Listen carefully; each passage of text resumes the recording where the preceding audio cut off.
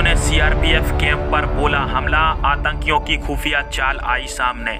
चीनी सेना पहुंची पीओके में, पाकिस्तानी सैनिकों को बनाएगी ताकतवर।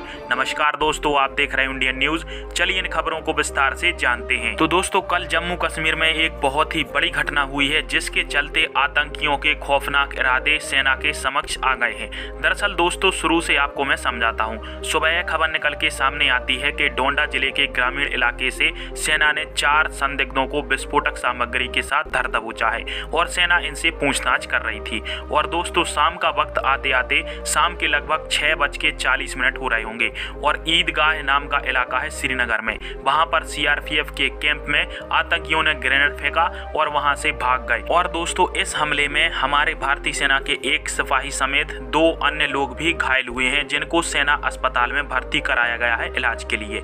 दोस्तों, इस घटना से पहले आप चलते हैं तो ऐसी ही एक घटना हुई थी पुंछ और राजौरी सेक्टर के जंगलों में, जहां पर सेना एक आतंकवादी को जंगल में लेकर जा रही थी, जिससे सेना लगातार पूछताछ कर रही थी, क्योंकि यह जो सुअर था वो अन्य जम्मू कश्मीर में छिपे हुए सुअरों के साथ कनेक्टेड था और उनको ऑपरेशन वगैरह की जानकारी दिया करता था, जिसके चलते भारतीय सेना इसको दबोचकर जंगल ले गई, ताकि सेना को जंगल में छुपे हुए आतंकियों की लोकेशन यह बता सके। परंतु इससे पहले ही सीआरपीएफ की गाड़ी पर हमला बोल दिया जाता है, जिसमें यह आतंकी मौका वारदात पर ही ढेर हो जाता है। तो दोस्तों, इन दोनों ही इंसिडेंटों से आप आसानी से समझ सकते हैं कि जो आतंकी हैं उनका बड़ा नेटवर्क है जम्मू कश्मीर में, और इसमें कुछ पुलिस और सेना के गद्दार भी मिले हुए हैं और जम्मू कश्मीर के कुछ आम नागरिक भी सुअरों का साथ देते हैं, जिसके चलते यदि कोई भी ऐसा इंपॉर्टेंट व्यक्ति जिसे सेना दबोच लेती है, जो आतंकियों के लिए बाद में खतरा बन सकता है, सेना उससे पूछताछ करे उससे पहले ही सेना पे या तो हमला कर दिया जाता है या फिर सेना की जो आतंकी गिरफ्त में है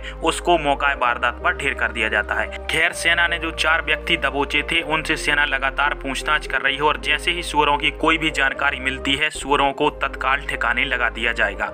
दोस्तों, दूसरी बड़ी खबर की बात करते हैं तो यह निकल के सामने आ रही है पीओके से, और पीओके में जैसे पाकिस्तानी सेना कमजोर हुई है, उसके चलते चीन अब पीओके में कूद पड़ा है। और चीन का बहाना है कि हम पाकिस्तानी आर्मी के जवानों को ट्रेनिंग दे रहे हैं, साथ ही उसके साथ ही मॉडर्न विलेज भी यहाँ पर डिप्लॉय कर रहे हैं, जबकि चीन का कुछ ऐसा मकसद है ही नहीं।